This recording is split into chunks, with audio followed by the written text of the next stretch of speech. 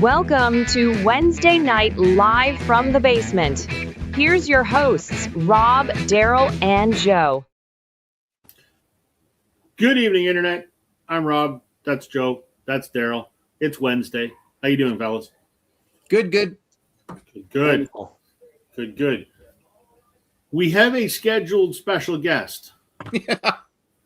And we won't say who it is, but they're late. So, I don't know. Last I talked to them, they were going to be here. So, we'll see. You guys survived Snowmageddon this weekend? Yeah, ours wasn't bad. Ours was just cold, lousy cold here. We didn't get hardly any snow. So yeah, but it was just cold. We got a fraction of what we were supposed to get. We were supposed to get 30 centimeters. We got maybe 10. Toronto just got dumped on, which is awesome. Because I've had, I drive into Toronto probably 4 days a week for work.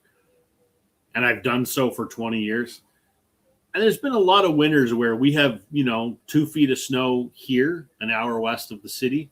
And you get in the city and there's no snow to be found. So it's about goddamn time Toronto got dumped on. So good for that. I think I am surprised, shocked, absolutely amazed they didn't call in the army again. Yeah. I saw some photos and some videos from Pearson Airport. You could barely see the top of the tails of some of the 747s. There was the snowbanks. It was insane. So, it's funny. Where I am and all the neighboring cities, Kitchener, Hamilton, Cambridge, Toronto, on Sunday night, they'd already canceled the schools for Monday. Then we wake up Monday morning and I'm like, it hasn't snowed since last night. It was a perfectly fine day for the kids to go to school, but they got another snow day. I think if our special guest shows up, they may have gotten, I guess I said he now, they may have gotten the most that they shouldn't have. Like we're all supposed to get. Right. They may have gotten the most that they shouldn't have because I saw some pictures from where you got 8 inches. There was a bit, inches. which is not what should happen down there. So there you go. It should not. So no. Trevor's rubbing it in that it was 10 degrees Celsius. It was negative a hell of a lot more than that. Joe was sending screenshots on the weekend. It was minus 35 Celsius, if I remember. Yeah, and that was actually just without wind. Thankfully, it wasn't crazy windy, but there's probably at least 2 or 3 extra degree of heat in Seattle because Seattle going to the Super Bowl this year. I know there's one very happy camper up on the screen right now. So sure, yeah. So that's probably helping the temperature in Seattle. Everybody, as much as I'm not an NFL football fan, I will cheer on the Seahawks because I cannot stand the thought of New England winning anything again. I know Belichick's gone and Tom Brady's gone, but just the thought of the New England Patriots is vomit-inducing. Yeah. There was almost as bad as my Toronto Maple Leafs. Yeah, because that's bad. I know. So Rob is looking forward to baseball season, which is coming soon. I am looking forward to the end of the Leaf season because it's bad. It is bad, and they need to sell everything, get rid of the team.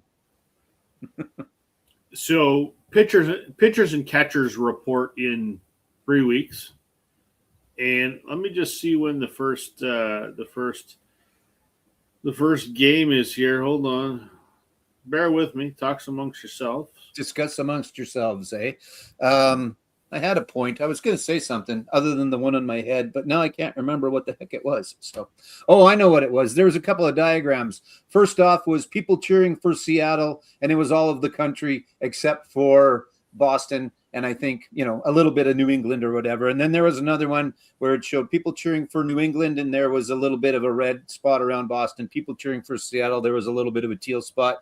People looking forward to baseball season was the rest of the country. So, but it's good to see, though. I mean, again, it's not why we're here, but while Rob's looking his thing up, if you're going to have a Super Bowl, yeah, the Patriots have been in it a whole bunch of times, but it is a complete regime change from what it used to be. And they were 4-14 last year. So that's kind of cool to see them in. And Seattle is always, I think, a little bit of a favorite around here. One of the local guys played for the Seahawks for a little while. John Ryan, he was their punter.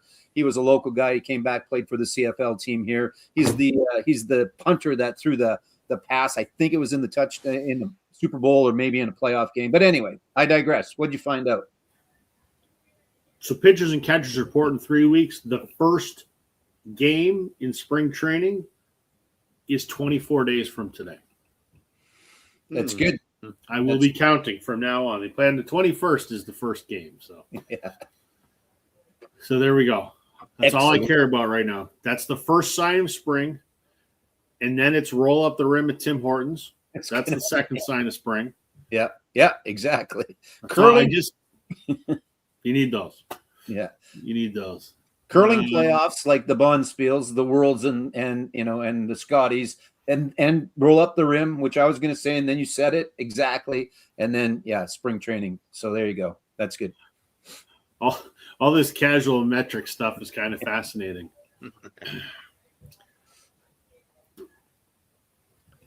There's a reason the rest of the world uses it. That's all I'm saying. Richard, how you doing? Good day. Ryan's here. Devin's here. Everybody's here. Good evening. Everybody's here except our special guest. And I'm going to text him and go, where the hell are you? So before we get into other stuff, I saw today, I don't know if you guys saw, Springsteen has written a song. Mention that. Yeah. Wrote a song, recorded a song, has put out a song in like a 3-day period about the streets of Minneapolis. And great song for a 3-day song. You can't get a hell of a lot better. So, politics aside, because we try to keep this politics free. Yeah. Although I think all three of us share the same view on this particular topic, but kudos to Bruce. I mean, Bruce is not one to shy away from using music to articulate his views, and I'm glad that he did, and it's a good song. It starts off a little slow, but it picks up in the chorus, and I think it's a great song. Good for him. That's good for him. I'm just waiting for it to be like a record. I have not heard it yet, 7 but I will inch. take a listen. Yeah, it's good. It's good, definitely. So, and then the other, not big news, but the other thing I want to quickly mention, just because I like to bitch about this every time it happens. So the Black Crowes announced a 40-city tour today, a North American 40-city tour. Toronto, that's it. You can't call this shit a North American tour if you're playing one Canadian date. Now, a little bit of the benefit of the doubt, because there are some festivals like Blue Fest in Ottawa, Osheaga in Montreal that haven't announced their whole lineups yet. So maybe they're going to add someone like that to their lineup. But 40 dates, and you've got one in Toronto. Anyway, I will at some point stop bitching about that. I just don't understand it. I guess I do understand it. I just don't believe it. But there you go. Well, I have done live streams with this gentleman for a couple years, and as usual, he can never be on time because he's got to be getting all pretty in hair and makeup. Here he is from the 8-inch snow capital of Virginia, Sam St. John. I'm glad that you said 8-inch snow capital. I could have just said Mr. 8-inch, but Well, you didn't know me in college, no. How you doing, buddy? Good. I'm really sorry. I know there's always an excuse, but this one truly is like a legitimate thing. We went to change our internet tonight at the store. It's right around the corner, and my old subscription ends at the end of this month. So we're like, we need to go in for the new rate. It's going to save us some money, blah, blah, blah. So we had to go to the Xfinity is our provider now. And we had to go there. This whole thing, I was transferring from Android to iPhone. It was a whole to-do.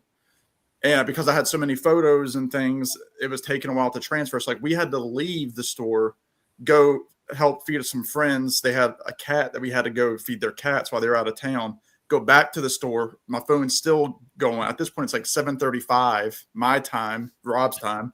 Yeah.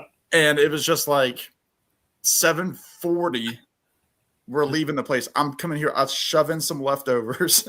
We're setting up. We have a new router. So my wife is setting up a new router in the corner. I'm like, I haven't pulled anything because I thought this was just going to be like a 30-minute, chore. It ends up being like an hour and a half.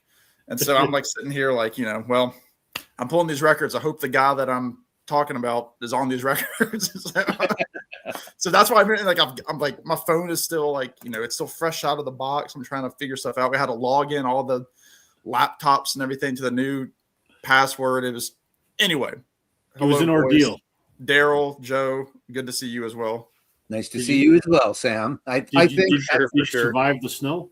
Yeah. I'll tell you what, the main roads are fine. It's these neighborhoods. I mean, it is like glass. There were videos from the local news stations of people ice skating in their yard. Like it's that bad. Nice. Yeah, it's pretty bad. And it looks like they're calling for like 37 Fahrenheit on Monday, so we're going to be above freezing. But that's not until Monday. So yeah, it's real cold. It's like getting out of the cars, like, trying to feed cats. We're both like tippy toeing, like not wanting to break our butts, falling. Yeah. You're like Bambi on ice. That's legitimate. It's like, yeah, like we're like newborns, like learning to walk. Like it's terrible. But it's like I saw Glenn had a video and he was kind of saying that it was like more, or Brian from Embryonic Robot. He was like, it's more like the powdery stuff that y'all were getting. Yep. This stuff, I mean, like our dog, we let him out in the backyard. He's falling on his butt. Like we're kind of like afraid to put him out there because we're kind of on a slant. And he's like sliding down the hill. It's just like Richard's giving out your Wi-Fi password. Yeah, can we block? Like I don't want to be getting DMs from all these 75-year-old VCers. Nice. Record Hound's talking about your weather. He goes, "We call that a Wednesday up here." Amen. We call that a Wednesday. Up That's here. right. Absolutely. Yeah, I mean, at this point, I want to feel like Canada, if you know what I mean. So yeah, come on up, man. You're welcome. We'll take you anytime. Yep, for sure. Yeah, for sure. If it's any consolation, the fact that it's lousy weather and cold, not specifically for you, but for a lot of down there, warms us up a little bit up here. It actually makes us go, yeah, what the heck? The shit that we go through on a regular basis. So. That's right. Wednesday. Yeah. I know it's like Ben Rankins always complains down there in Australia. Like if we're complaining about the sun, he's like, well, we're getting winter down here. And he's like, so shut up. I don't have sympathy for you. Exactly. Yeah. Before you came on, we were talking about Bruce Springsteen came out with a new song today. Did you get a chance to hear it yet? I read the lyrics. I haven't had a chance to listen, but I mean, I'm very pro the sentiment. Yeah. We were talking sentiment aside, obviously, because we'll try and keep it political free as much as we can. But right, it's a good song. It sort of sounds Streets of Philadelphia-ish or Nebraska-ish or Tom Joad-ish, I think is probably pretty fair. It's cool. I mean, he's kind of going. I mean, he's always looked at the old, folk singers like the Woody Guthries, and he was always compared to like Bob Dylan when he was a young guy, and so it's neat to see him kind of falling in that folk tradition of like, I recorded a song this weekend, finished it up like 2 days ago. Here you go. Here it is. Yeah, that's not like Crosby, Stills and Nash with Ohio. Like they knocked off their own song off the chart because they wanted to get that word out there. So it's old school. Yep. Mm-hmm. Yep. Yeah. But no, otherwise everything is good. Yeah, we'll just have to get used to seeing mounds of snow till March. Yeah. Well, I was saying before he came on, I'm looking forward to the first sign of spring. The spring training starts in 24 days. So I'll have some baseball to watch at least, and it'll start to feel like spring, hopefully. Now, a little bit of enemies, actually, Trevor and Sam, because Sam is a Patriots fan, Trevor the Seahawks fan. So we have a little bit of that going on. I saw both of you had your representative jerseys on, or at least a sweatshirt hoodie in the last little while. So yeah, it's I think there was a funny stat where it said, because like the Patriots, and we don't have to talk about sports because it's music, but it's like we haven't been in this position now for several years since Brady left. But they're still the only team in the AFC East to go to the Super Bowl in like however many 20-something years. Yep. Which is wild. The only part of it I'm going to watch is Green Day at the beginning. Oh, that's right. I was going to say.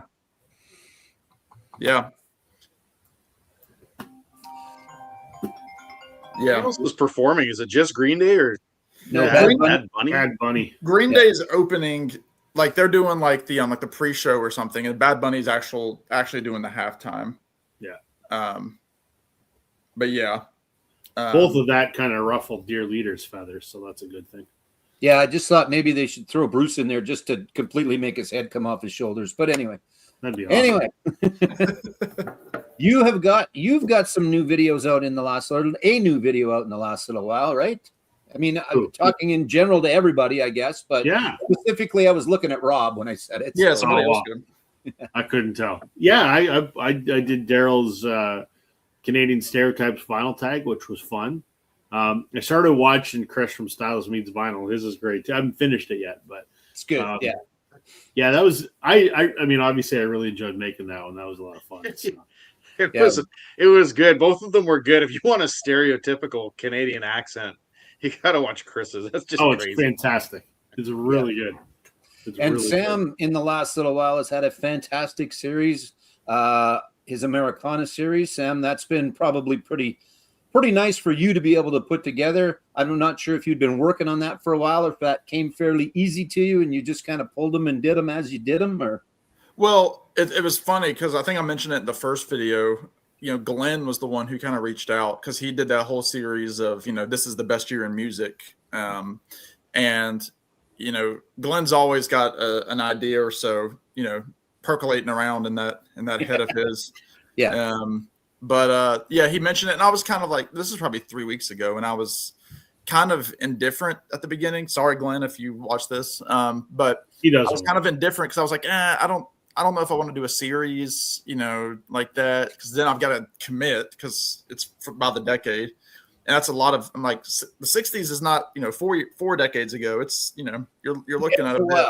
Yeah. But, and then, we're through the 2010s. And so like, I'm like, well, we're over halfway through the 2020s. Like I've got to do like this capstone video of like, we've had 5 years now and some change. And then we're seeing these new up and comers that are, coming out strong in the field. Like, should I do that's like, yeah, I've got one more episode. I haven't filmed it yet. Again, today was busy and all that, but it's been fun just to kind of think like while I've been working, like, oh, this album was big in the 2010s or this one was, blah, blah, blah. And like, I'm kind of trying to go based on when the artist was either the most popular or they were like, making kind of a name for themselves in that decade. So, but yeah, it's been fun.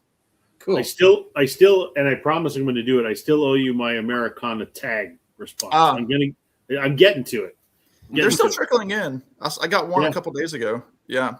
I've been making videos at such a slow pace because life's been busy with other things that were a little more important than YouTube. So it's going to happen. I have 2 videos I need to do this week. I need to do MGK's contest, and then I need to do your Americana tag. So they're coming, I promise. I have it all prepared. I have the list. I know what I need to pull. I just need to sit down and shoot it. So it's coming. And No, it's Daryl, nice. I think your latest is actually MGK's. Yeah, I did. Brilliant. Yeah, I right? did MGK's. I think it was, when did it go up? This morning or no, it was last night it went up. Last night. And I showed one of these in it actually, the Vuvuzela, which was kind of funny. I got to get the other one though. They found one. The old shop teacher at my school that got it for me, he left his in the shop when he retired. It was just sitting there collecting dust. So I'm going to see if I can get a hold of it because his is cool. His actually has like a South African like a tribe symbol engraved into it.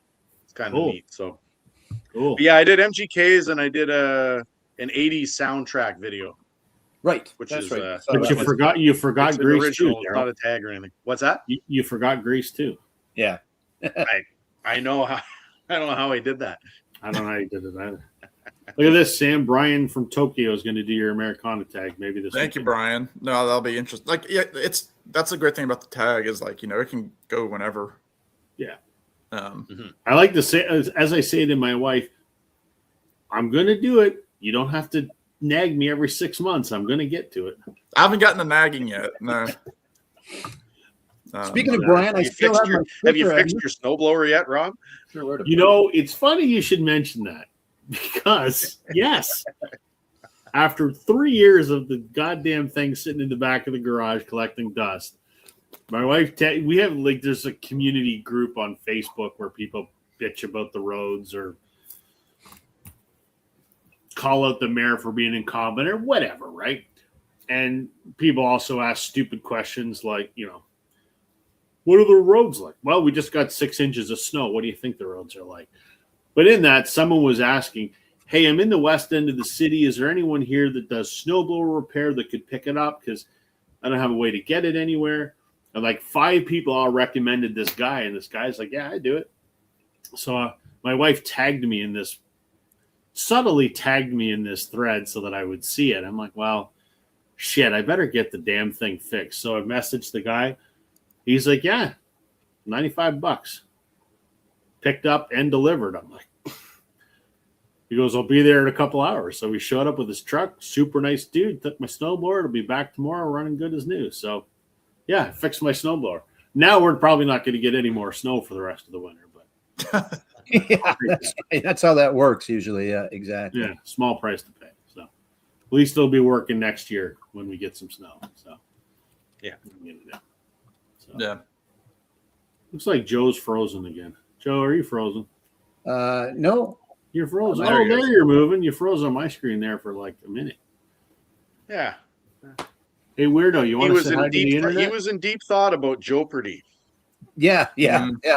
That's coming up later for those that are interested. Yeah, we've got episode 2 of Rock and Roll officially calling it Jeopardy. That my lovely wife came up with that one, so we can't call it the other one, but we can call it Jeopardy. Here's Yeah. Parker, everybody. Hey, Parker. Hey, We're Parker. live on the internet. Yeah, and in a few minutes it's going to be bedtime. So there you go.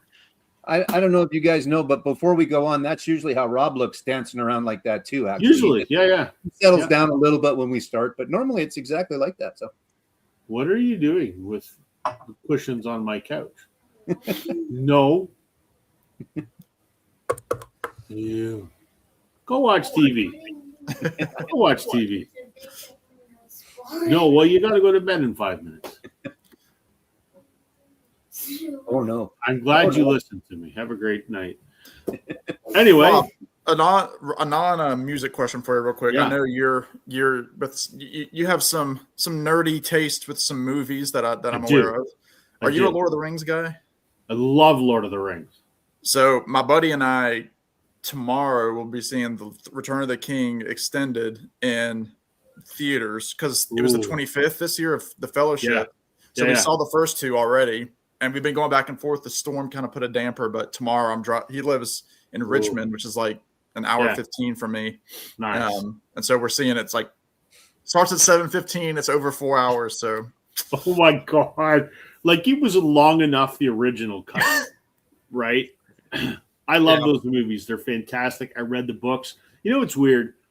Love the movies. Read the books. I can't stand the Hobbit movies. yeah, I They're watched terrible. I watched like 1.5 of them. I can't even get through the first one. I Yeah. love the book. I've read the book probably 15 times, but Yeah, I like the book too. That's actually the only of the books that I've read is The Hobbit. But oh, anyway, really? Yeah. Oh, you got to read the other ones, man. yeah, one of these You got to days, read Lord of the Rings. As good as The Hobbit is, Lord of the Rings is incredible. I believe it. Jackson does an awesome job of making the movies. There's just something about the books, though. Yeah. Yeah, so good, so good.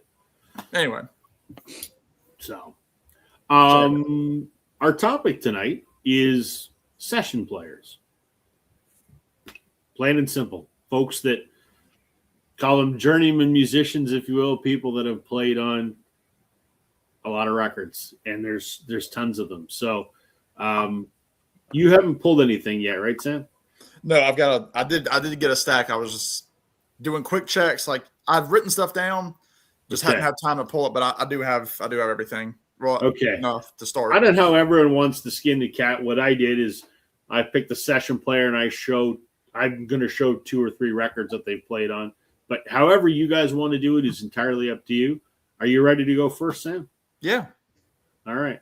The floor is yours, my friend. No, well, it's cool to be back on here. I know you've asked me a couple different times, and just haven't made it work. But so the route that I went with this, I thought of a couple different ways when you sent me the theme the other day, and I kind of went. So all of my records have it's one guy that I'm showcasing. Ooh, that's a good idea. And the first, like, if you were to look, if he was to, knock on wood, he does not. But if he were to pass away tomorrow, these sessions are not going to be what he's going to be written about. Right. He was a member of a very popular band that I love, called the Heartbreakers. Could I guess that it's Mike Campbell? It's not Mike Campbell, but really, it's the left hand man. So Mike is the right, the left hand man would be Benmont Tench. Yeah, who actually is considered by a lot a go-to session keyboard piano player. So obviously he was with the Heartbreakers. They were doing stuff as a band together for, years and years, but then he gained this reputation. And even now, he's 72, I think. Yep. He's still being called up on sessions. So what I did, I pulled some records and CDs that show his scope of the different types. So he's not just playing, rock. So the first one I'm going to go with, will be I'll go with this. So this one is a Grammy nominated album. It had actually all of the Heartbreakers played on this, but they're not the showrunners here. The album is Unchained by Johnny Cash. And this is the second or third of the American sessions that they did with that Johnny Cash did with Rick Rubin from American Records. And essentially this is Johnny Cash and the Heartbreakers are the band. So you can hear like the harmonies, like Tom Petty will come in every now and then. Scott Thurston, because at this point, this is 1996. So think like Wildflowers era Heartbreakers. But Johnny does a version of Southern Accents on here, which is one of my favorite, if not my favorite, Tom Petty song. But also he does, stuff like I've Been Everywhere, which became a moderate hit. I think it was in commercials, this version. Oh, yeah. Rusty Cage, the 9 Inch Nails song, which is fantastic. His version, man. The Kneeling Drunkard's Plea, which is like this great like gospel tune. With Tom singing a duet. But anyway, Benmont is all over this album, as well as the rest of the guys. Again, not all the albums I'm going to show are, the Heartbreakers in the back. A lot of them are just Benmont playing. But this one, yeah, I think Tom Petty was famous to say this was the best Heartbreakers record, and they weren't even the main band. So, yeah, Cash Unchained for me. Awesome. Yeah. That's a bit of praise when the best Heartbreakers album is got them not written on it anywhere. Well, right. Yeah. They're in the background. Yeah, that's fantastic. I remember the first time I heard that Johnny Cash was going to redo that 9 Inch Nails track, and I just shook my head. I went, there is no way that is going to work. Yeah. And it is one of the most heartbreaking songs. Like if you talk about Heartbreakers, I guess it is a heartbreaker. It's a tear. Oh, you're talking about Hurt for Hurt? Hurt, yeah. Yeah. That's on one of the last ones that he did. Yeah. But yeah. I think Benmont's on all of them actually, because Rick Rubin, and you'll see maybe with a couple other albums that I pull here, Rick Rubin uses Benmont a lot. So, but yeah, it's great. Johnny Cash can make any song his own. So there you go. Very nice. You don't even have to ask; just do it. I like it. Good idea. One person through all the albums. I hadn't thought of. It would have made my life easier had I done that. Instead, I've pulled a lot of albums tonight. So yeah. All right, Daryl, what do you got? All right. So the way that I approached it was I I just looked up session musicians, a list of session musicians, and I tried to go with different instruments, I guess, different session players and the instruments that they use. I'm going to start this off actually because I think almost every time we've ever done a connections video, we have connected this session musician to almost every single episode that we've done. So I'm going to start with Jim Keltner because we've talked about him. He's famous session drummer. I'm not looking at my phone to be rude. I'm looking at it because I don't want to get things wrong. I'm kind of just researching it as we go here.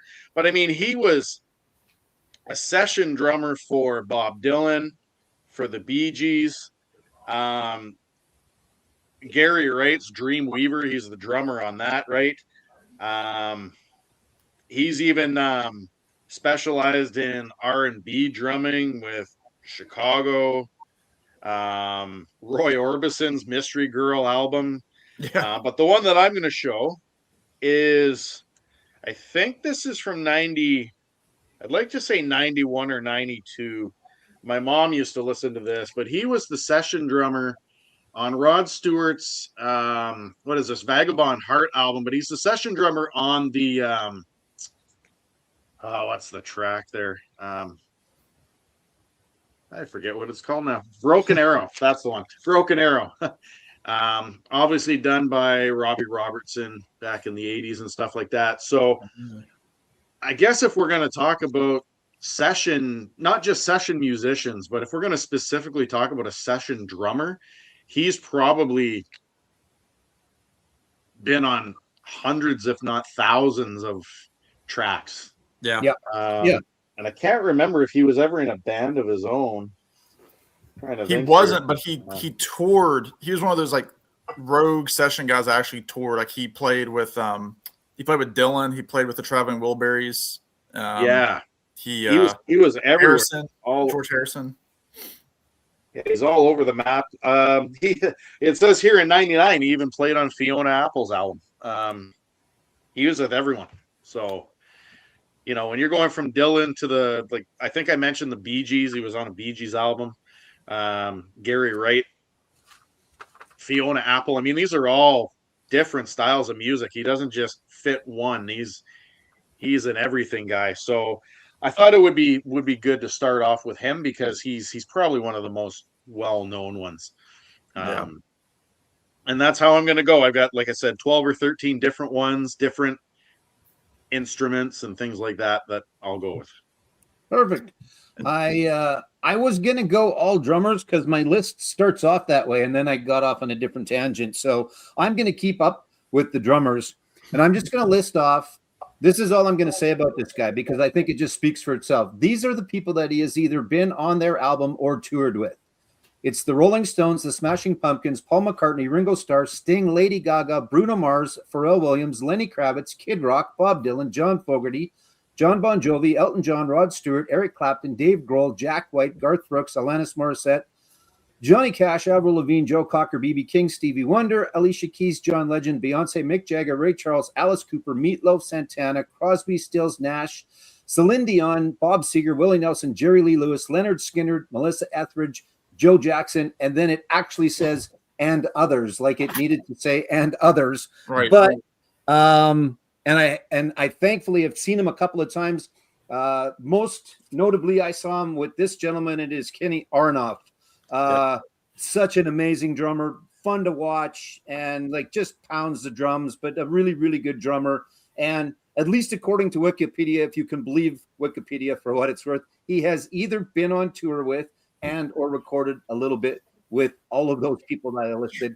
And then I just happened to choose Mellencamp because he was with him for a long time. So actually I saw him with Mellencamp, and then I saw him. He was the drummer when I got a chance to see, good Lord, I just said it, John Fogerty. So, yeah. I mean, just a fantastic drummer and very prolific and still playing. I'm not sure who he's with or where he's out there with now, but he seems like he's always out there somewhere and doing something with someone. So good work if you can get it. Right. Mm-hmm. Yeah. He's great.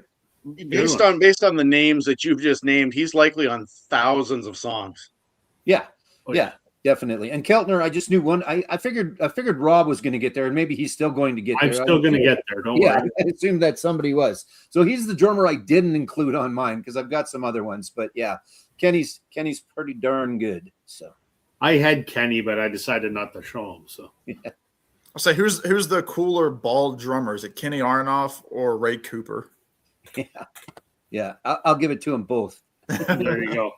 They're Chris all Slade's cooler pretty than us. good, but I saw Cooper with Elton John. That was kind of a surprise because he's kind of on and off with Elton John touring wise. But on that last tour, because I saw Elton twice, and the first time Kenny wasn't with. Ray wasn't with him, but that second time he's back there because he's more of a percussionist, more than a drummer. But yeah, anyway. Yeah, he was kind of up in the top left-hand corner, right? There was still Nigel playing the drums, but yeah, he was doing him with that tambourine. Like he's else, just, man. He moves. Yeah, he was fantastic. Yeah, he was like he got probably the loudest cheer, and that was after Nigel and everybody else in that band. Yeah. The loudest cheer when Elton introduced everybody. So yeah, for really show too. Yep. Yeah, really good. Yep. Sorry, Rob. All good. All good. All right. I went with a bass player to start with. Daryl's going to know this album. I went with a guy by the name of Leland Sklar. Oh yeah, kind of looks like Santa Claus. He's got a giant white beard. Kind of looks like if Rick Rubin and Santa Claus had a baby. That's kind of and then took Ozempic. Yeah, fascinating guy. Has been on thousands of songs and hundreds of albums. I bet maybe even 1,000 albums. Who the hell knows? Like it's staggering what this guy has played on.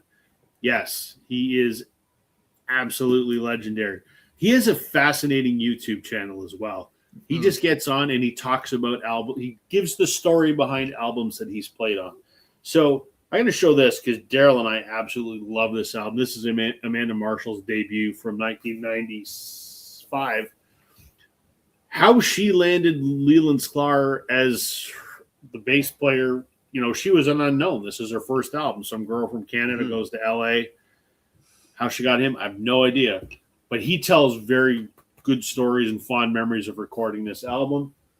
I have dozens of records he's played on, but I'm just going to show three. The bass line on Dark Horse on that album. Absolutely. We don't have to say anything further than that. Nope. I didn't know, but he is also the bass player on Jackson Browne's Running on Empty. You mentioned that last week, the stupidest album cover of all time. Absolutely. And he plays bass on a couple tracks on Leonard Cohen's The Future, which I had no idea. I have other albums he's played on, but these were the three that I happened to pick because I think he's just a fascinating guy. You should look up the drummer on that Amanda Marshall album. Or I could just see. Isn't that Kenny Aronoff? It is Kenny. Yeah, he's the drummer. I was gonna show it, but I knew one of you two would show it because that and a Springsteen album is every show. So I figured again, I just thought that one of you two would probably get to the Amanda one. But yeah, Kenny's on there too. That's pretty good. That's pretty good get for as you say, a female artist just starting out her debut album. Not probably just starting out, but debut album, right? And I'm gonna show that Amanda Marshall again in the next round because there's someone else of note on it as well that I want to talk about. Was she on is that a major label release, Rob? Yeah, it's Universal, I believe. Okay, so yeah, he might have just been like in the pool of people to call. No, sorry, it's Epic, Sony and Epic. Okay.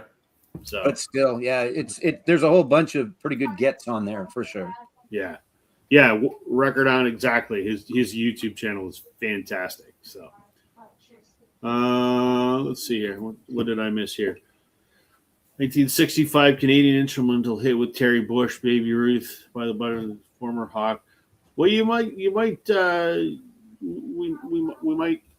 hear a little bit about the band and the Hawks maybe a little bit later on, but you guys, Sam won't know the answer to this, but Daryl, Joe, do you guys know what Terry Bush is also famous for? Not off the top of my head. Nope. No. He is he not the guy that did he not do Littlest Hobo? Was he not the guy that wrote that? Oh, he might have. Yeah. I think he might have. I'm going to check that when Sam goes again. So. Traveling down Yeah, it the looks like road. it's in the comments. Some Warp Dog put it that he did sing it. Oh, there you go. Yeah, maybe tomorrow. Littlest Hobo. That is the song. You say 3 words of that to every Canadian, and we're going to sing it. Apparently, it was a popular show in Wales too, because Chris Mann sent me a meme about it one day, and I went, "Do you realize what this is?" He goes, "Yeah, it's a Littlest Hobo," and I go, "It was filmed here in Ontario." He goes, "Massive hit in Wales when I was a kid." So there you go. A good show's a good show, just regardless. show. Doesn't matter where Hey, it's Do going. you know the Littlest Hobo, Sam? Not personally. It's a show about a dog from the 80s, but it's fantastic. Yeah. Hi, Scott's joining us. How you doing, Hey, Scott? Scott will be joining us later this evening. Exactly. Yeah. All right, Sam, back to you, my friend. All right, back to Ben here. Well, you just mentioned him, Rob. So I don't have a real order here, but I'll jump to this album. So again, Benmont Tench, if you're just joining, from the Heartbreakers, has played with a lot of people, and this is one I kind of forgot that he played on it. But looking at the credits on this was produced by Scott Thurston, who was a member of this guy's band before he joined the Heartbreakers, and then Don Was, who's also one of those guys. You could probably pull his name on a million different records of the bass playing that he's done. But this is the album "I'm Alive" by Jackson Browne. Really solid mid-career album from Jackson from 1993. Listen to the title track, "I'm Alive." Man, what a great song. When I saw Jackson one time, he was opening for James Taylor. It was my first show after COVID, and so it was really surreal. I was in a venue. It probably holds about 7,500 to 8,000 people, and to be in a room that large with, I didn't think I was going to be in a room like that again. And then to hear Jackson open with the song "I'm Alive," there was a huge poignancy to that moment, and it's one of my favorite concert moments. But Benmont's on this. I'm going to see if Leland was still playing with him at this point, because I know he's been kind of in and out. But a lot of the Heartbreakers are on here as well. Don Henley, David Crosby. Yeah, he's played. Keltner's on here. But yeah, "I'm Alive" by Jackson Browne, just a really solid. It's a Jackson Browne album, so some people might find it a little bit slow, but there's also some really, really good moments in it, and I'm really a fan of this. So yeah, Jackson Browne, "I'm Alive," for my second choice. All right, good one. Nice. All right. So for my second pick, I've got a session saxophone player who we lost sometime in 2024, I believe. And we've talked about the artist that I'm going to show. So he's the saxophonist. He's led his own albums and stuff like that, but he's done his own solo stuff and things like that. But he's also been a sideman saxophone player with George Benson, James Brown, the Brecker Brothers, Paul Butterfield, Gil Evans, Maynard Ferguson, Al Jarreau, Steve Kahn, Manhattan Transfer, Kenny Loggins, Carly Simon, James Taylor, B.B. King, Todd Rundgren, David Bowie, Joe Beck, Tommy Bolin, Paul Simon, Cat Stevens, and more. The album I'm going to show, though, we talked about the boss earlier. David Sanborn plays the baritone saxophone on 10th Avenue Freeze Out, along with Clarence Clemens with the tenor. And then, of course, there's a trumpet, trombone, and everything. So, of course, Gatefold got to show it.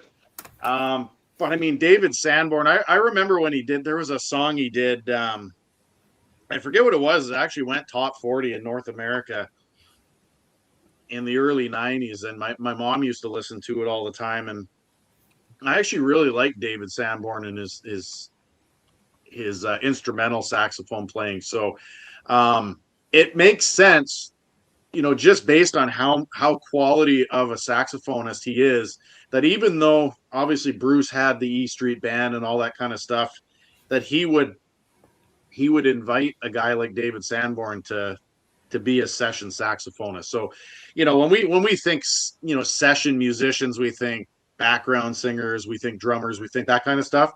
We don't really think trombone players and saxophonists and stuff.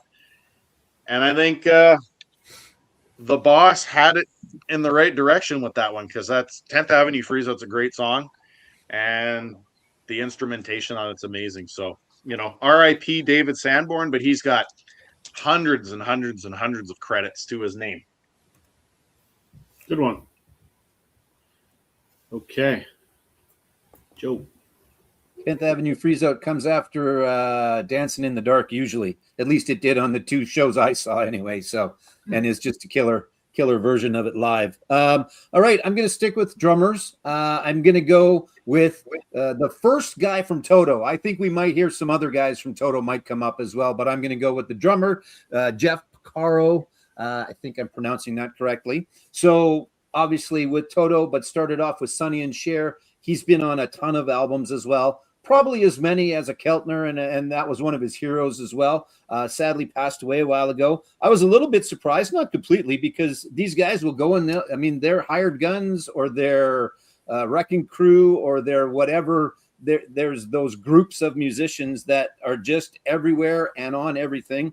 But he was on a little Burton Cummings album, so it was kind of cool to find him on that one. I kind of went through my albums and did a Jeff Porcaro search and found that he was on here. So along with a few other big names who escaped me at the moment, but again, much like the Amanda Marshall, I guess Burton had a little bit of pull with some studio musicians.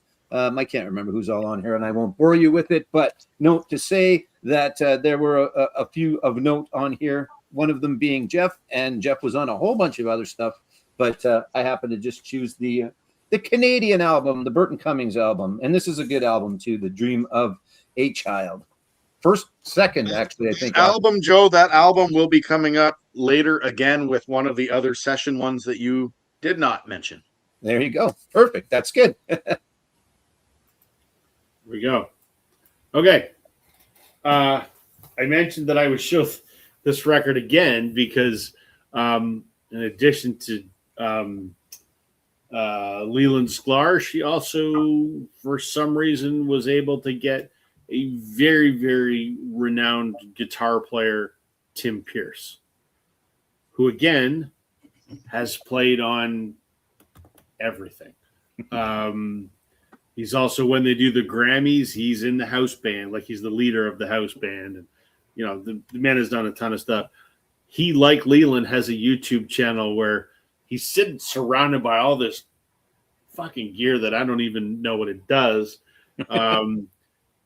But he talks about the parts that he has played in some of the most famous songs in the world. Like, he'd get called into the studio and they'd ask him to make up a riff for something. And, so he is on this album.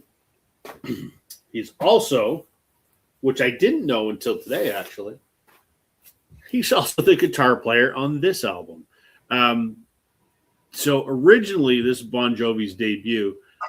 Initially, Bon Jovi put out a single called Runaway before this album was recorded, and it wasn't recorded with his band. There are a couple guys, but it's mainly just session guys. And excuse me, one of the session guys on Runaway playing guitar is Tim Pierce. And he plays on a couple other tracks on this album because John hadn't sort of finalized the lineup of the band as we know it. So Tim Pierce is on Bon Jovi's debut. And he tells a great story on his YouTube channel about how he worked with the Goo Goo Dolls to record Iris. So that guitar lick in here that is sort of, the intro to that song there, everybody knows Tim made that up on the spot. So it's a really good album. I haven't seen that one forever. Fantastic album, yeah. It's got Dizzy, Slide, Broadway, Black Balloon, and Iris. Loaded with hits. Oh, there's a lot of people that don't like that late 90s, early 2000s cheese, but that's really good. This is a great record. I absolutely love it. Love it. There you go. 3 Tim Pierce records. I have others, but those were just the ones that I happened to show. They're out on tour this summer and this spring as well. They're up in Saskatoon, the Goo Goo Dolls. Yeah, they've been through town here a few times too, and I keep thinking about going, and then for various reasons I never do. So I should. But they're from Buffalo, New York, not too far from me. So there we go. We'll take it back to the top. Sam, round 3. All right. This is one. I'll do this one for Rob because I don't know that you necessarily know this. You might. But on a lot of the recent, I'll set it up here. Ringo Starr of the Beatles has been putting out a ton of music in the last several years. You know, whether you love it or hate it or you're indifferent to it, he's still putting out a ton of stuff. He's putting out a lot more than McCartney. But again, what's so cool about Ringo is, you know, he's always hanging out with his, you know, friends, his all-stars, whatever. So Ringo and Paul are two of the only guys that you'd probably cancel your whole schedule to make a point to play with them, even if it's probably for, you know, basic money, or you might lose money if you're playing with somebody else and you might say, no, I got Ringo to hang out with. So I'll I'm sure there's guys that would do it for free. I'm sure people have. I'm sure there's been people that have said, you know, yeah, I can, you know, play washboard for, you know, 10 seconds of a song, you know, right. I just want to be in the room. But anyway, Ringo's put out a lot of records and EPs. And I just happened to pull this one, and it's the only piece of vinyl that I pulled for the night. But this is Give More Love, which it came out in 2017. Again, nothing particularly that stands out on it for me, but just some of the names besides Benmont. You've got Paul McCartney on the song. You've got Steve Lukather. We just mentioned Toto. Peter Frampton, Jim Cox, Timothy Schmidt from the Eagles, Richard Marx, you know, Mr. Heartthrob from the 80s, Greg Leese on dobro, who he plays steel guitar and everything with Jackson Browne and tons of people, Edgar Winter, Glenn Ballard from Argent. Yeah, so many different people. And this is just one album. And, you know, you've got Ringo playing with, you know, now he's playing with Colin Hay. He played with the surviving members of the band back when the All-Stars first started. Clarence Clemens, he was playing with him. Dr. John. So, you know, when you're a Beatle, no, everybody else is below you. No matter what music you like, even if you're just the drummer of the Beatles, yeah, you can pull anybody. And, you know, Jim Keltner, he was in the All-Star band for a while. You're talking about bands earlier, Joe. Keltner was playing with him, as well as Ringo, as well as Levon at one time, Levon Helm. Yep. Can you imagine that show, to see those? Man. If it was just the three of those drummers on stage, no other instruments, like bang away, boys, you know. Yeah. Mm-hmm. But worth the price of admission alone just to see that, for sure. Yeah, it's just history on the stage. I mean, good grief, that first All-Star band. I mean, you had Niles Lofgren up there as well. Like I said, the members of the band and Clarence Walsh, like. Yeah, when your brother-in-law is Joe Walsh. Yeah, exactly. It's like, oh yeah, I'm Ringo. I married a Bond girl, and by the way, her sister married Joe Walsh. Yeah. You've seen Ringo in concert, haven't you, Sam? Yeah. He was one of the last few shows I saw before COVID.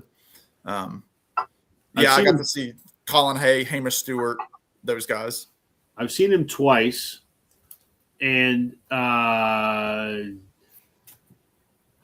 let's see, there was Edgar Winter was in there, Richard Marx, Billy Squire, Sheila E., the guy from Mike and the Mechanics. His name escapes me at the moment. Yeah, Paul Carrick. Yes, thank you. Oh, yeah. Oh. Man, just incredible. There's not a bad lineup of the All-Star band. No, it's just not as diverse anymore as it used to be in terms of the who comes in and out. I mean, Rod Argent, he played with him for a while too, from the Zombies. Yeah. Anyway, cool. Good Scott's out there interviewing people. That's pretty cool. Yeah.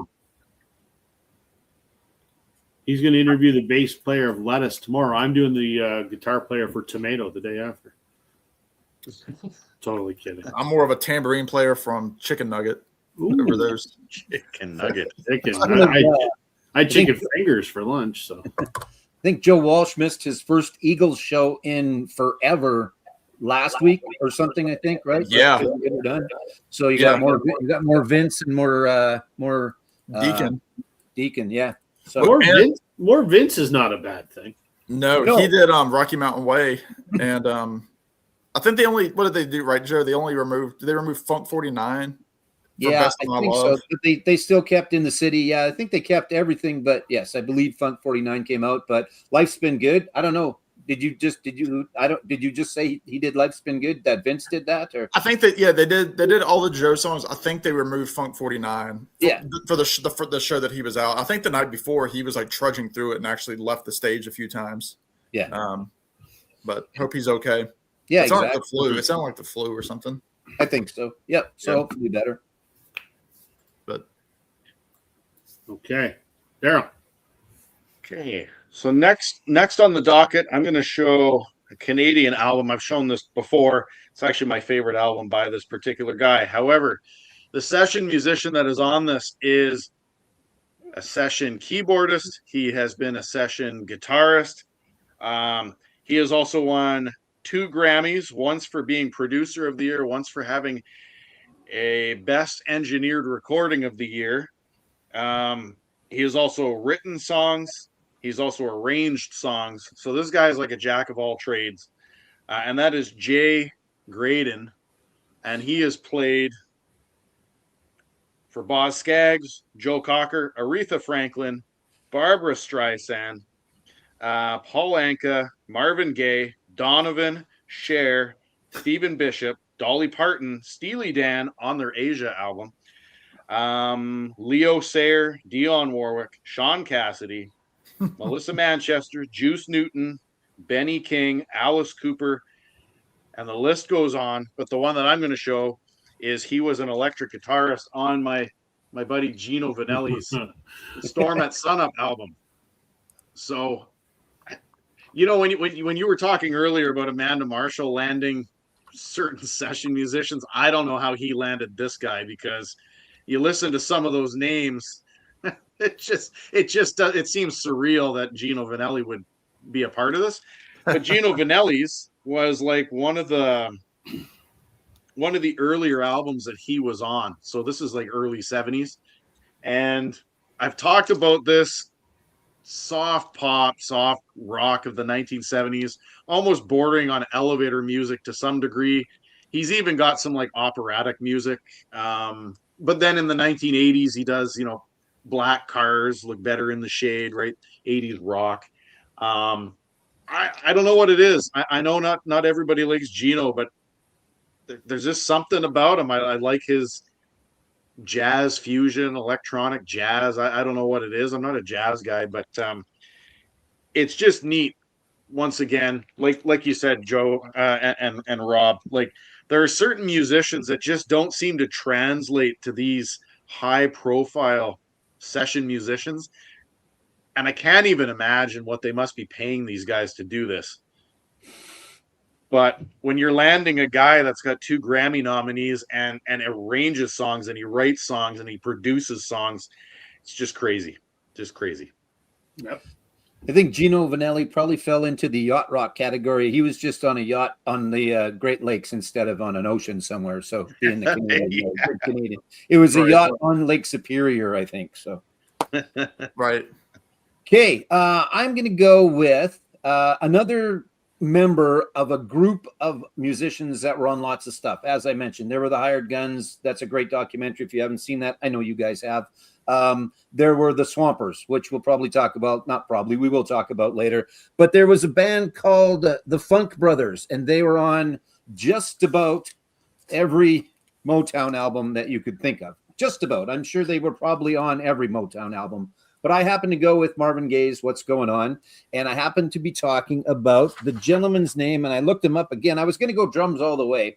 It changes shortly here, but Roger Hawkins is the drummer of note on this album, along with many, many others. Again, part of the Funk Brothers, which were not the backing band for Motown, but I think it's kind of almost safe to say that about them because they were just on so many albums, and they were all fantastic musicians.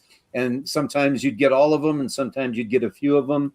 But again, this is another album that's got a lot of really, really great musicians on there because Marvin had probably his touring band, but I don't know if he necessarily ever had Marvin Gaye and then his band. So there you go. Gentlemen from the Funk Brothers, which we may or may not. I don't know. I guess Benmont's not part of the Funk Brothers, so Sam's not going to bring him up. I'm not sure if you guys will get to anybody else, but yeah, look up the Funk Brothers. I don't know if there's I think that'd be kind of a cool documentary to see. I haven't. Yeah, exactly. That's a great way of putting it, Glenn. That is 100% a correct statement. I don't know if there's something that a person could watch that tells their story a little bit, but if there is and you're aware of it, let me know, because I think, isn't that what's standing in the shadow of Motown or whatever that documentary is called? Isn't that about the Funk Brothers? It could be. Yeah, it could be. I know there was 100 Feet from Stardom, but that was a lot more about the backup singers. But yeah, that certainly could be. I mean, that sounds like it. So I'll have to see if I can find that, because if I watched it, I don't remember it, and I haven't drank for a long, long time, so it's not like I forgot because I was drunk. So, but It's called Standing in the Shadows of Motown. It's a documentary about the Funk Brothers. I mean, I remember my dad used to rave about it. It came out in 2002. okay, Yeah, I need to good. watch that. I will go and find that somewhere. Then that's awesome. And look who just joined us. Rob, get your phone down because you're going to get some texts. Oh, Jesus, Jason Arson. And All right. Scott says there is a Funk Brothers record as well, so that's cool. I haven't come across that, but yeah, just unbelievably great musicians. That whole label is a thing on its own. We could do a show about that one night too. But You could. Okay, my next session musician, I picked one of my guitar heroes, not Joe Walsh. I picked Waddy Wachtel. Great guitar player. I knew he was on a lot of stuff, and then when I Googled it, done a lot more stuff. I probably have 25 albums that he's on. But to me, I always think of him first and foremost as Linda Ronstadt's guitar player. He was on about 5 or 6 of her albums. He's on this one here, Hasten Down the Wind, which has, I don't know if there's any hits on this one or not. No. Oh, Someone to Lay Down Beside Me, I think was her hit off this record. And That'll Be the Day. I mean, there's Linda there looking quite nice. So yeah, he was Linda's guitar player for a long time. And then he became, and still is, Stevie Nicks' guitar player. So when you go see Stevie Nicks in concert, you will see Waddy Wachtel. He's the guy that plays that great guitar riff that is the Edge of 17. This is Belladonna. His association with Stevie goes back a very long way, because not that this album needs another guitar player besides Lindsey Buckingham, but Lindsey Buckingham and Waddy Wachtel are guitar players on Buckingham Nicks. And I didn't know this until today. He is also on the Fleetwood Mac self-titled album, the one before Rumors. He plays guitar on that album as well, on cool. a couple tracks. That makes sense So, that he would have come over with them. yeah, he's basically been with Stevie since day one. Took a little road trip to be with Linda for a while, and he's done a whole bunch of a myriad of other things as well. But I just figured I would show these sort of for continuity's sake. So Nice. there you go. All right, we're back to Sam. Well, I have an album here. I may have heard that one before. Yeah, there's this guy on there named Benmont Tench. There is. I think he's on multiple songs, because you have obviously the song with the Heartbreakers, Stop Dragging My Heart Around, which, originally was just going to be a Tom Petty song, and then they gave it to Stevie. Tom Petty essentially had already recorded the whole thing. They just kind of put Stevie's voice over the original recording, and then they cut it and made it sound like it was a duet, when in reality it was recorded as a Heartbreaker song. But yeah, who else? Yeah, he's also on Kind of Woman, the second track. He's on. It looks like he's on most of the album, to be honest with you. Except with the exception of Leather and Lace, it looks like he's on every song. But Jason, you didn't hear the story about the horrific tragedy. He was late, Jay. He was like 10 minutes late. He had appropriate reasons for being late, though. That's right, Jason. You weren't here to hear that, so mind your P's and Q's. But yeah, I mean, this is pretty great album. I mean, for me, it's always like, if you want some more of that Heartbreakers kind of sound, branch out here first. I mean, Yep. You've got Heartbreak. Mike Campbell's on a couple songs as well. And I think that's just one of the best singles ever. Stop Dragging My Heart Around. I mean, that thing rocks. The only drawback to that whole album is Don Henley's on it. But I even love Leather and Lace. I do too. I just think Henley's such an asshole. He is. And I'm going to show some Don Henley later. And I mean, I could have shown some Don Henley. Ben Mont played with him too. But yeah, I mean, I think it was cool when was it during her Rock and Roll Hall of Fame induction? He came out and they did Leather and Lace, which is funny because they have a romantic history. They do. Which again, she also had a romantic history with Mick Fleetwood, which that's a little weird. Like, give anybody hope, but I think that was a shot, but I think he'd be happy. I don't think he'd give a rat's ass to give it. No, I mean, look, Mick is still out there doing his thing, living in Hawaii. He's doing okay. Ponytail and all. But anyway, yeah, I mean, this is an album that I know I have it. For me, Edge of 17 is a song that I don't need to hear ever again. Oh, really? No, I've heard it. The station that we listened to on the way to school for years, it was like without fail. It was a 45-minute commute. I heard that song every single day, and it was. Oh man, I could listen to it every day and be quite happy. I love the song After the Glitter Fades. Like I said, Kind of Woman is great. Belladonna, it's fantastic. But anyway, Ben Mont plays on this, not just on the Heartbreakers track. He's on most of the album. But yeah, you should track down if years ago on Record Store Day they did a Belladonna live album. I remember that when it came out. Yeah, I think that was just before I started doing RSD like seriously. But yeah. All right, Daryl. All right. So the next album I'm going to show, I know Rob, you recently got a copy of this. You were looking for it for a while, and I think you finally snagged a copy of this. One thing when we think session musicians, though, we don't typically think female session musicians. So I am going to show a female session musician. Joe, you mentioned the Funk Brothers earlier. This female session musician was actually associated with the Funk Brothers and Motown for quite a period of time, worked with Marvin Gaye and the Temptations. But she's known for playing the congas and the bongos, and probably one of the biggest albums I think that she played on, and she's actually even credited on the back cover, which you don't usually see with a session musician that's only performed on a couple of songs on an album. But her name is Bobby Hall, and she is the congas and bongos performer on Janis Joplin's Pearl album, specifically Me and Bobby McGee. That's the one that she's credited for.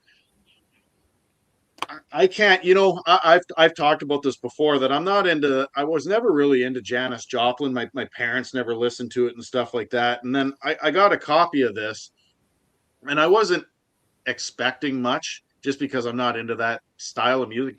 This album is start to finish. It's so crazy how good this album is.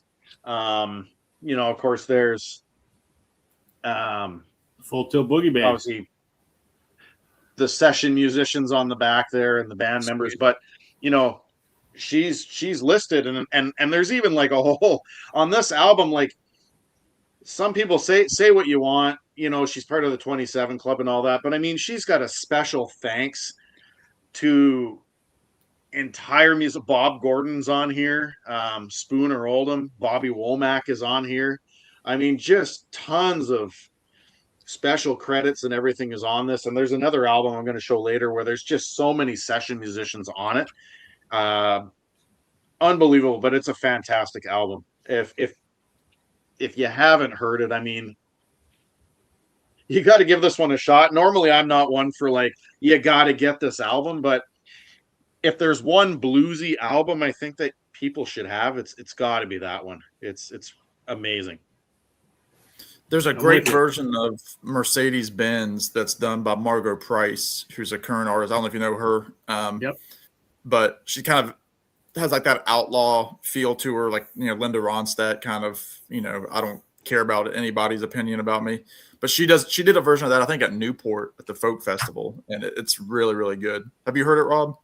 Oh, yeah, absolutely. It's great. Yeah. Yep. Love that record. All right. Joe.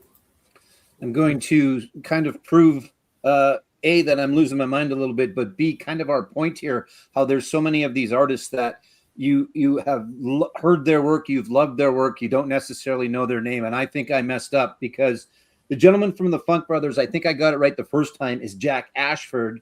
And then I think at some point I said Roger Hawkins, who I'm going to talk about in a second. But I also forgot that Marvin Gaye is a gatefold, and I can't break my own rules. So there's the gatefold for Marvin Gaye.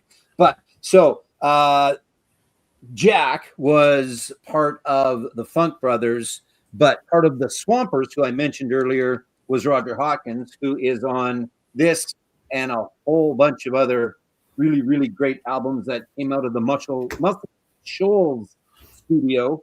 The Swampers, name checked in Sweet Home Alabama by Leonard Skinner. Just another great group of musicians that if you rolled into town and you didn't have your own band, you just went, here, just give these guys the music. They'll figure it out. And in a couple minutes, they'll be able to play it and you'll lay down a track and it will sound freaking amazing. So the Swampers. And so on that Wilson Pickett album, which I put down quickly, and I should give more credence to Wilson Pickett because I am a big fan of Wilson Pickett. But so again, there's a couple of different big all-star bands that were never really bands per se, but they were groups of musicians that, again, if you came into town and you needed someone, if you went to Muscle Shoals, they were there. The Swampers were there. If you went to Motown, the Funk Brothers were there. The Wrecking Crew was in Los Angeles. You just had to phone them day or night, any time of day. I think Carol Kay talks about the fact she get calls any time of day, and she would just kind of start and she would just work all day, and she'd just move from, well, they all would just move from studio to studio. There was a studio in New York as well that was the same thing. It was not necessarily what we listened to, but more the 50s, the 60s. It was the Frank Sinatra backup guys and those types of guys. So, yeah, there you go. That's my next one.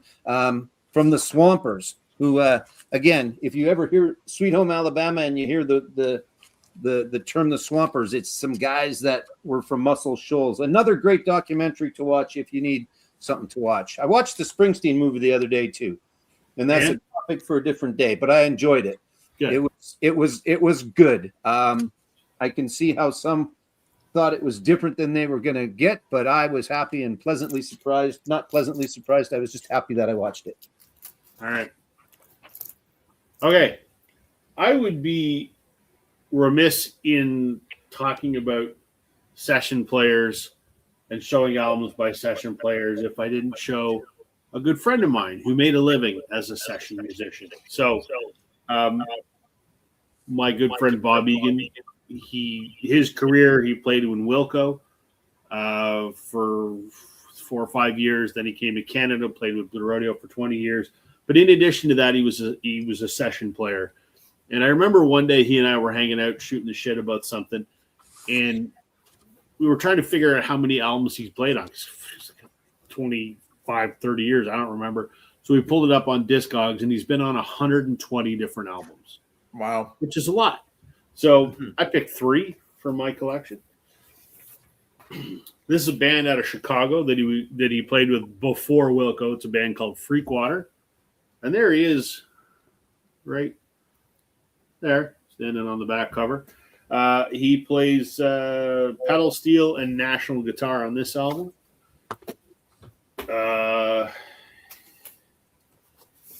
And for anyone who knows Nico Case, this is Nico Case and her boyfriend. He plays on this record, along with some other people, Dallas and Travis Good, Ron Sexsmith. Who the hell else is on here? I don't know. A bunch of people. Anyway, he plays lap steel on this album here. This I gotta show this. I guess it's a gatefold. There you go. He did a lot of work with a band from Toronto that I love, the Sadies. He's on a couple of their studio albums that I don't have on vinyl, but he is on this album right here. I think his picture's even in it somewhere. This was a live, yeah. It's hard to see, but there he is, right there, the very first picture on the inside. This is their In Concert Volume 1. He played with the Tragically Hip on Phantom Power. He plays on, what was the big single off that album? Wheat Kings, I think. Mm-hmm. I think it was Wheat Kings. Anyway, he's been on 120 different albums. So Bob Egan, there's 3 albums that he's played on. So can't talk about session musicians without showing my buddy. Excellent. So Not too shabby. yeah. I've heard a lot of great stories about a lot of these, but he now makes his living as a public speaker, where you can hire him to do corporate engagements and whatever, and he tells a lot of life lessons and stuff framed by his musical experiences. So I've heard a lot of the story, and there's even a lot of stories that that are not appropriate for any audience, but I've been the recipient of a lot of afternoons hearing some of those very cool stories, like when he opened for Johnny Cash and, really cool stuff. So pleasure to know somebody like that. I get to hear some great stories. So, That's all right, cool. Sam, back to you. All right. Let me go kind of a different style here. I mentioned Don Was earlier. He was in the band Was Not Was in the 80s and early 90s. And now he's just kind of become this like super cool, the super cool cat that people, you always see him playing in like the house band of like, American Music Awards, Americana Awards. He's the president. I think he's still the president of Blue Note Records, the big jazz label. So he's also worked in like, heavy, like almost like thrasher metal. I think he's done stuff like he's worked all over the place with hip hop. He's done everything. And you would know if you don't know his name, you would definitely probably know how he looks. And then toward the end of his life, Bob Weir was playing with Don Was a bit in a group. But anyway, Don Was produced this record. It was the 3rd album by one of my favorite bands, Old Crow Medicine Show. And this is their album, Tennessee Pusher. So it's very much a more polished album than their first 2, which were more independent records. So by this point, they'd already had their big song, which is Wagon Wheel, but that was not a hit for them initially. That really has since kind of taken on a life of its own, a couple decades almost after it became a thing. But Benmont Tench plays on this record with Old Crow, who are, if you don't know them, kind of a string old-time band based out of Virginia. So I'm very fond of them, just being Virginia natives. But you've got Don Was is on here. Jim Keltner. Jim Keltner's on here, which is crazy because, Old Crow were not a huge band. Benmont Tench, like I mentioned. Like I said, Don Was is also playing on here. Obviously, like the guys in Old Crow, they can hold their own playing music anyway. So there's not really a lot of like people brought in for these sessions. But I think because Don Was had the space and the studio, they were just like, yeah, let's get Benmont to play some keys. Because I don't think at this point Old Crow really had a standard piano player. Now they do, but he wasn't in the band at this time. But Tennessee Pusher by Old Crow, again, kind of a darker album. They have a song about drug abuse that was they all knew about, coming from the Appalachian region. There's a song called Methamphetamine, which is about essentially that, about how it just destroys communities and kind of takes on a reputation of its own. But it's funny is that song, there's a line in the chorus where they keep saying it's gonna rock you like a hurricane. And obviously you had the song by the Scorpions, Rock You Like a Hurricane, that the main guy from Old Crow, Ket Secor, he loved that line. He's like, I want to use that line in a song. And so he had the song written, and then the last line was "rock you like a hurricane," and he could not think of the next thing, and then all of a sudden he decided, oh, it's methamphetamine is going to rhyme with hurricane, and this like slant rhyme, and it works perfectly because it's like it'll rock you to your core if that's something that that's affecting you or somebody that you know. But anyway, that's a cool song on here, but there's a lot of good tracks. Like I said, Benmont's on this record a few times. Keltner's on here, and Don Was produced it. So Tennessee Pusher, the third album by Old Crow, Medicine Show. You saw them last month or recently? No, again? Back in, no? in October. I've seen them about 3 or 4 times now. But yeah, that was the most recent. It was back in October. It was about a week and a half before Halloween. Okay. Yeah. I knew it was in the last little while, but yeah, I see them anytime I can. Anytime they're within like an hour, I'll try to go see them. good. I haven't heard a lot by them, but they're a neat band. Like Their they energy is incredible. Yeah, it's just they're a really neat. They're just a unique band. I mean, I don't think you could really ever compare them to anyone. No, and because like you'll see them in concert and they'll do covers. Like I've seen them do a cover of "Stop Dragging My Heart Around." They do the song Tennessee. I mean, they do the song, what's it called? 16 Tons, the old Tennessee Ernie Ford song. But I've also seen them do "You've Got to Fight for Your Right." So like they'll just throw the Beastie Boys. So like they'll throw in whatever they're listening to, and it's cool. It's neat. Yeah. Very cool. Yeah. Sorry I had to step away. I just had to go tuck my son in, so my apologies. Didn't want to, bail on you, but had to do my fatherly duty. So I just talked a lot about you. It's fine. that's okay. I'm sure it's nothing good and it'd be all true. No, of course not. Let's see this comment here. Got to start driving home from work. I feel like dropping some studio favorites. The Dap Kings are still getting royalties from Amy Winehouse's Back to Black, amongst others. Yeah, I just heard the Dap Kings on the radio. Yeah, there's probably a whole group of UK musicians that we have no idea who they are. Oh yeah, absolutely. Right. So that are the call up guys. Hey, I need this, I need that, and away you go. So. Yep. Exactly.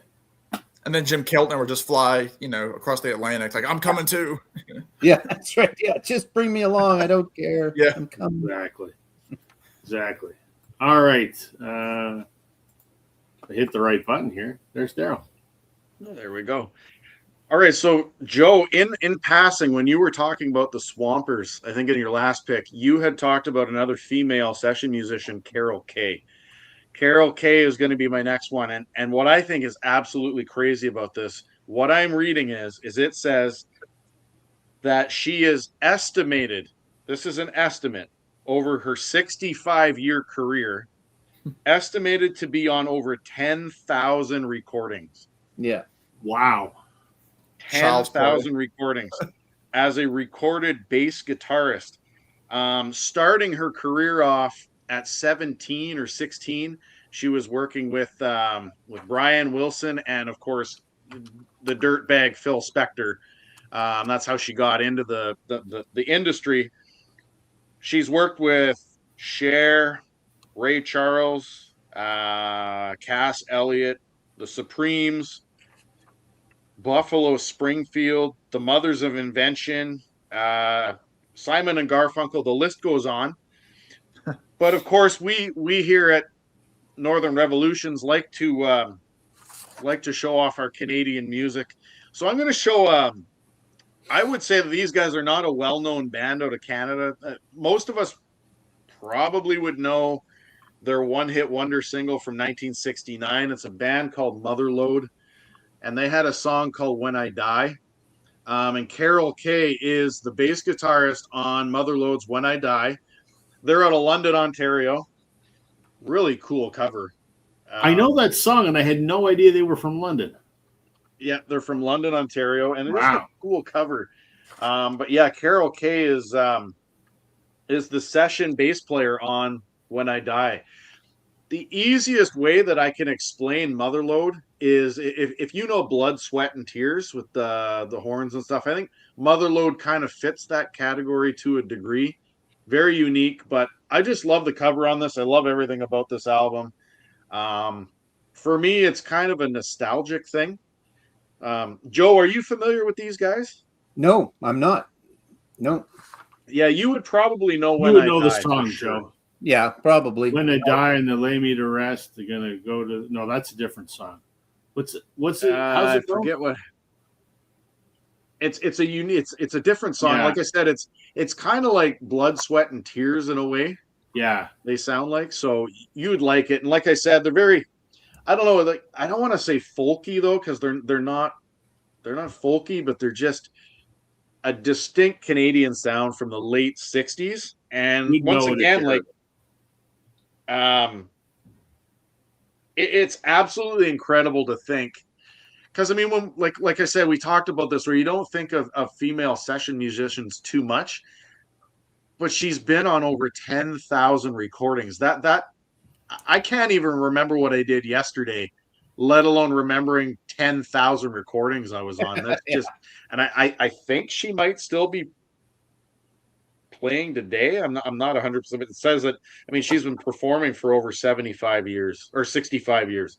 Just insane. I don't know if anybody else is going to show Carol Kay, but she's on some big albums. What's interesting about Carol, because I followed her for a while on social media, she always seemed like somebody, now that she's in her mid 80s, because she was a big part of that Wrecking Crew documentary that came out probably about 10 or 12 years ago. I don't know if you haven't seen that, it's a must watch. But I know she always had kind of a chip on her shoulder about this and that, and I know that she was really upset with the Love and Mercy Brian Wilson biopic that came out, because there's a brief clip where an actress is shown playing her, and the clip is her like kind of telling Brian like, "Oh, this isn't going to work, Brian," and then he's like, "Oh, we're going to do this," and then she says, "Oh, okay." Then Carol Kay, she went off on social media saying she never tried to correct Brian for anything, blah blah blah. Now I think she took it a little bit too personally, but. You hear her in documentaries speak nothing but reverence for Brian Wilson and his. Yeah, she said he's like the craziest person they've ever seen in the studio. Just the genius. Yeah. But anyway, Carol, that's a great choice. Very, very good choice. It says that she's 90 years old. 90. Sheesh. So is that song? When I die and when I'm gone, there'll be one more child in this old world to carry on, That song? Yeah. I think so. Yeah, you could have paid me $1 million and I would have said Blood, Sweat, and Tears all the way. Anyway, so there you go. Yeah, very much so. I wasn't planning on going drummers, but looking at the time, I think I've got enough to just keep going with the drummers. So that's what I'm going to do. So next up is going to be a young man who is currently taking over for Charlie Watts in the Rolling Stones, and that is Steve Jordan. Steve's been on lots and lots of stuff. Here's the inside of that album. I forgot that's what that looked like. This is a great album. This is a really well put together album. I like it. I listened to it again. I like the Sweet Sounds of Heaven. I liked Angry, not just because of the video. That didn't necessarily hurt, but the Stones have always used that in their favor. But Steve Jordan, lots and lots and lots of things. What did I have for notes?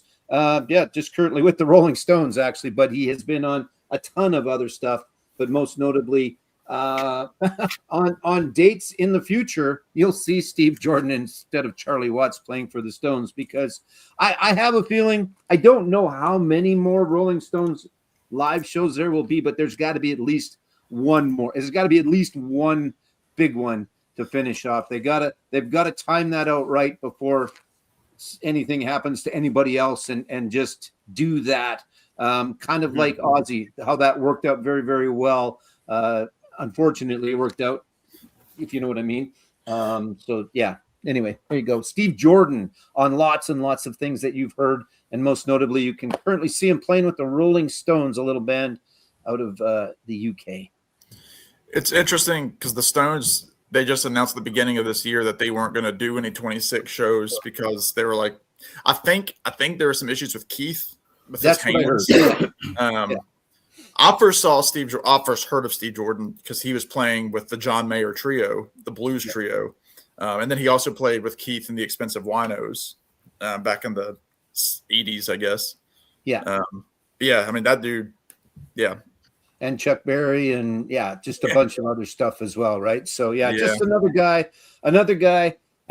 I mean, I couldn't have told you his name till I looked him up, but I know what he looks like and I know what he sounds like, obviously, as well. So there's too many. There's far too many of them. But do they care? I don't know. I'm sure they do. But if they really wanted to be out in the spotlight, they'd go, okay, I'm going to be in this band now.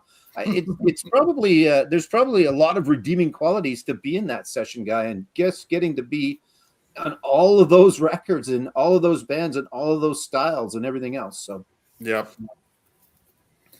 and you don't have to get recognized everywhere you go either. Yeah, exactly. Yeah, you're making the big bucks or decent bucks. Yeah. Nobody's gonna run up and go, "Hey, Jim Keltner," right? I don't know. Right? Maybe there's one. So. Okay. I had to do some Canadian content on here. And it's a woman. And it's another friend of mine. And this is also to whet people's appetite if they give a shit, because I'm going to interview her in a few weeks when we can work out scheduling. But my pal Kendall Carson, right there, playing with Alan Doyle. I looked at her discography on her website, and I thought I knew a lot, but man, in addition to playing with Alan Doyle, and a couple others that I'm going to talk about, she's done session work for the Arkells, Corey Tetford, Barney Bentall, Belle Starr, Chip Taylor, The Deep Dark Woods, Dustin Bentall, Justin Rutledge, Leroy Stagger, Outlaw Social, Spirit of the West, and the Paperboys. Yeah. A lot of Canadian stuff, but a lot of Sam's kind of music, but stuff that you won't hear down there. So, right. She's been with Alan now for probably about 12 years. I know I show this album all the time, but we're going to show it again tonight because she plays fiddle on Adam Baldwin's Concertos and Serenades, which Joe finally has a copy of. That's right. And Daryl, if you want a copy, I've got one sitting here for you. I can mail it to you. Sure. I'll take it. Yeah, it's a good album. Yeah. Perfect. She also plays with Matt Mays with some regularity. This is his live album from Burnside with Love. And there she is right there.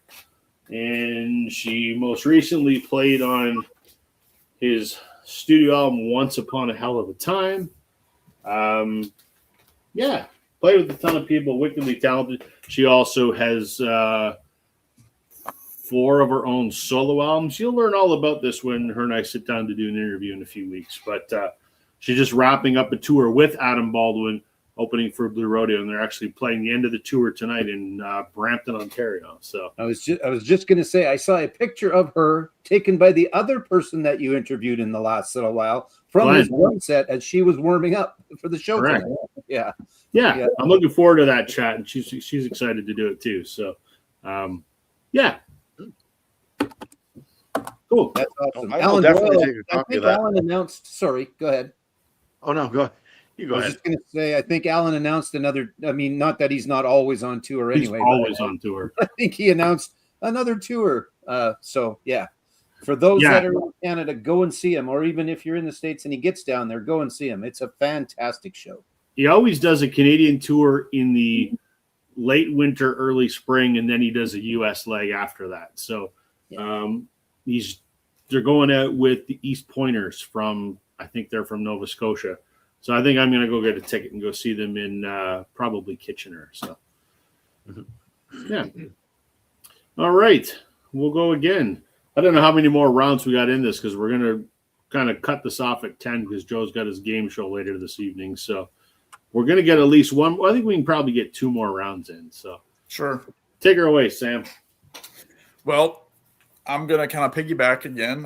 That's why I got up a second ago. I was reminded of this album. I had it written down earlier this morning, but kind of forgot. And I came down and kind of grabbed everything. But Joe just showed it. I'm going to show Hackney Diamonds because Benmont Tench does play on this record. he plays on my favorite song on the album, which is called "Depending on You," which is like this great kind of country song, like ballad. It's a fantastic vocal by Mick. I mean, it just gets better and better the more I hear it. I really, really, really like this album. I know a lot of people, Glenn, talked about this being a dust gatherer. It's like, oh, people aren't going to be talking about it in 6 months, blah, blah, blah. That's when I had to call Glenn and say, look, you've got some medication. I know you haven't been taking it. Go take something there. And he didn't listen, so he's still on his high horse, but we love you most of the time. It's 2 years out, and two of us have mentioned that same album already tonight. But anyway. Right. Well, Glenn is, he's hung up on something from the 60s, man. But yeah. Anyway, Ben Mott's on this. There are some great people on here. I mean, obviously, Jordan's on this. It's some of the last Charlie Watts sessions, so you do get a little bit of Charlie on here. Bill Wyman shows up. They actually they had these drum tracks that Charlie had recorded, and then they got Bill to come in, who hasn't been with the Stones since like 90 or 91 or so. And they were like, let's have the surviving Rolling Stones play on a song. And so you have, the three Stones that are still going out being the Stones, and you had Charlie and Bill on there. But yeah, lots of people on here: Stevie Wonder, Elton John, Lady Gaga, lots of other session folks. But yeah, Ben Mott plays on my favorite song on here. And this is a really solid rock album. The cover, however, it's no Abbey Road by any means, but it's good music inside. So yeah, Ben Mott's on there. And yes, Richard, Ben Mott, he's everywhere. So Hackney Diamonds. All right. There you go. Well, Joe, you talked about yacht rock earlier when we were talking about one of the other bands that I can't even remember which one it was. Gino Vanelli being yacht rockers. Well, these guys are definitely in the yacht rock category. And I think that because they're a duo, they had no choice for the majority of their career, if not all of it, but to have session musicians, right? So I'm gonna show Seals and Crofts, and this is the Summer Breeze album, which once again it's nostalgic. My mom used to love this album, Summer Breeze, and listen to that. But there were actually three big time session musicians on here. Jim Keltner is one of them. We've already talked about him. Jim Gordon is another one that plays on this. Mm-hmm. But Wilson Felder is the third one. So this album was built upon drummers and guitarists and stuff like that, because let's face it, when you're two solo / duo singers, you're probably not going to be playing too many instruments. And I think that's kind of how Seals and Crofts kind of got away with how they performed and how they did their yacht rock stuff. And I mean, not too many people talk about Seals and Crofts, and I think it has to do with the style of music that they do. It's just really mellow. The cool hat on the top there. So just these hippie guys in the 60s and the 70s kind of doing their thing. But it's always neat to me to see how many different session musicians. And you talked about Amanda Marshall earlier. Once again, I mean, she's more of a singer than she is, an instrumentalist. Right. So I don't even think she plays anything. Yeah. So I think they have no choice but to go unless they've got a backing band behind them, they have no choice but to go with the session musicians. And Seals and Crofts is a good example of that. If I showed you some of their other albums, we're going to see some different session musicians. I can't think of them off the top of my head, but I think that's how they got through their careers, essentially. Well, then you've got the great England Dan and John Ford Coley, who is the brother. Yeah. Bop with you, baby. Yep. England Dan.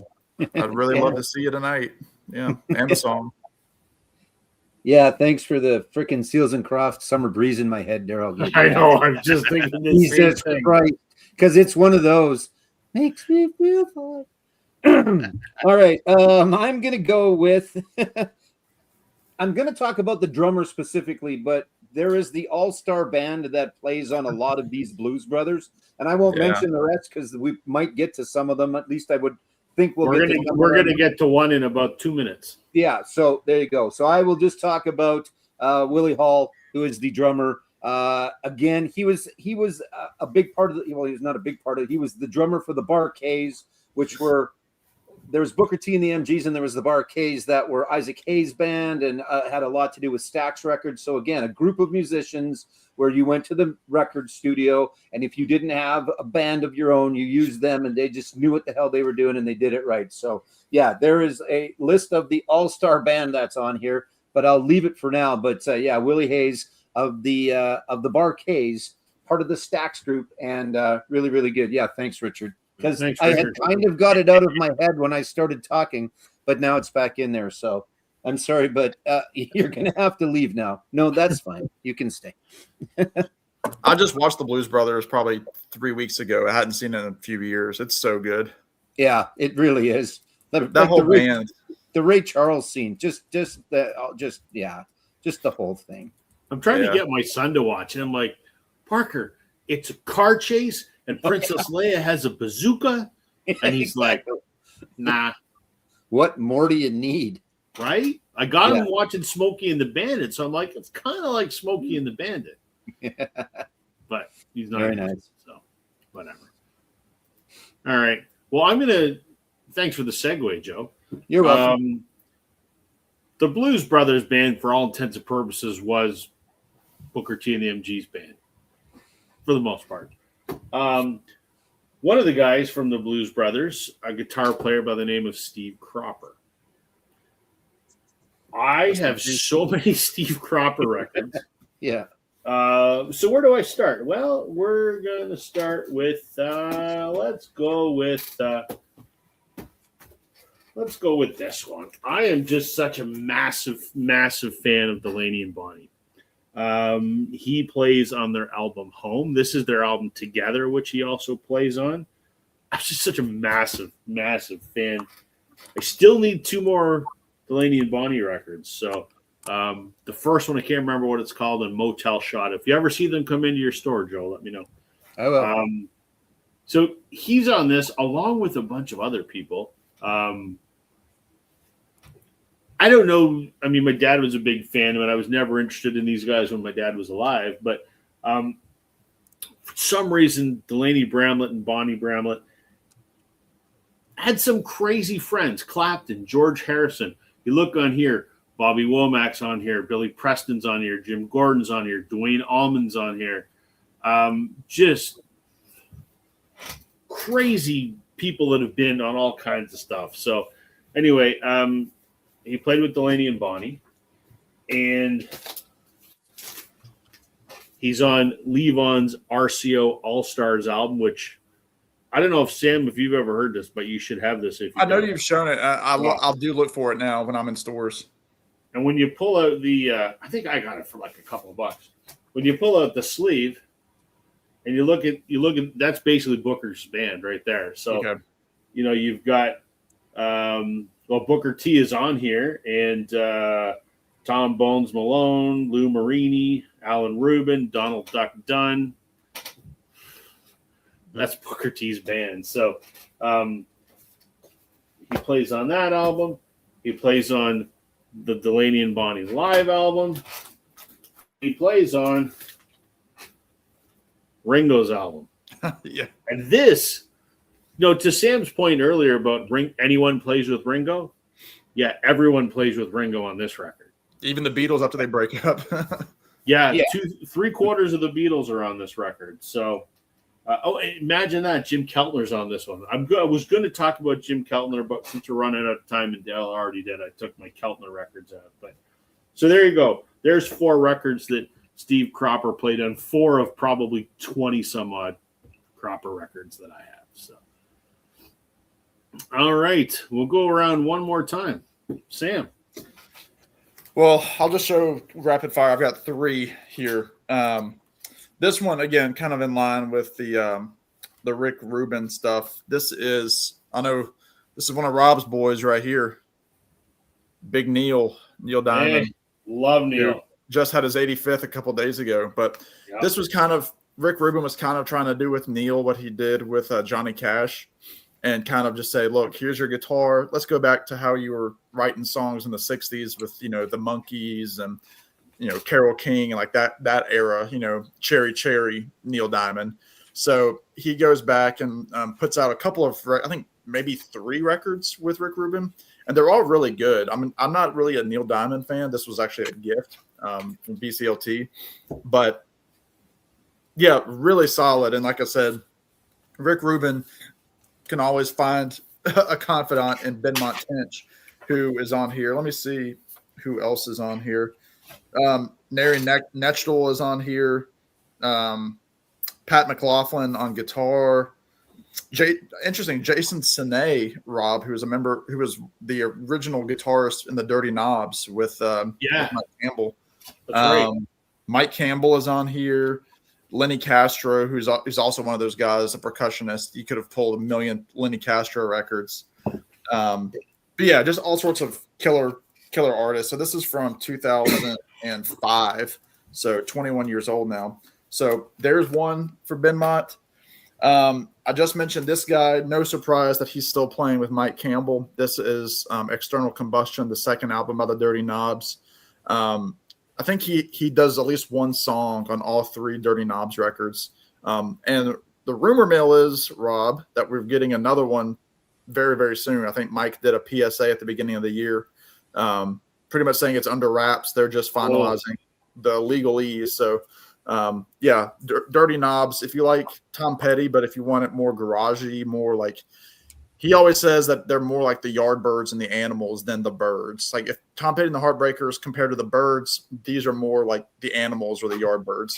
So Benmont's on any of those Mike Campbell records. And then lastly, this is just one record I could have picked. I could have picked several by this guy, especially in the 80s when the Heartbreakers were touring with this gent,